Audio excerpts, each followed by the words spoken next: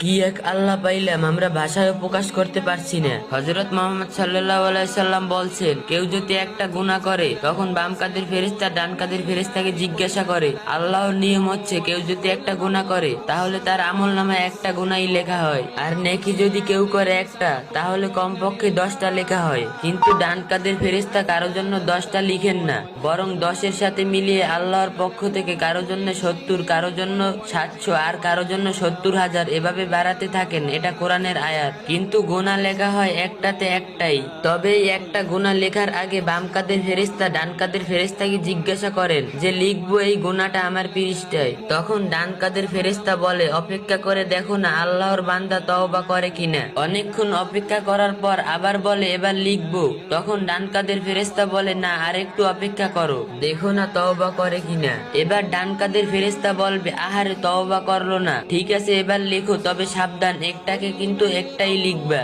আল্লাহ বললেন, ফেরেশতা একটা লিখে রাখো, তবে খেয়াল রেখো 1 সপ্তাহ পর, 1 মাস পর, 1 বছর পর, 10 বছর পর, 70 বছর পরেও যদি আমার বান্দা তওবা করে আমি কিন্তু তখনও মাফ করে দিব। ফেরেশতাকে ডেকে বললেন, মুছে দাও গুনার পৃষ্ঠা। ফেরেশতা মুছে দেয়। আল্লাহ বললেন, মুছে দিলে হবে না, গুনাহর খালি পৃষ্ঠাগুলো নেকি দিয়ে পুরো করে দাও। সুবহানাল্লাহ। একটু চিন্তা করে দেখুন তো, এই দুনিয়ার মানুষকে কখনো নিজের জীবন দিয়েও খুশি করতে পারবে না, কিন্তু আমাদের আল্লাহকে খুশি করা কতই না সহজ। কিন্তু আমরা কি আল্লাহকে খুশি করার জন্য কখনো কিছু করেছি? কি এক আল্লাহ পাইলাম, আমরা ভাষা প্রকাশ করতে পারছি না। সব সময় বেশি বেশি করে আল্লাহকে ডেকে তওবা করি আমরা, তাহলে নিশ্চয়ই আল্লাহ আমাদের মাফ করে দিবেন ইনশাআল্লাহ। আশা করি ভিডিওটা কয়েকটা কপি লিংক করে দিবেন।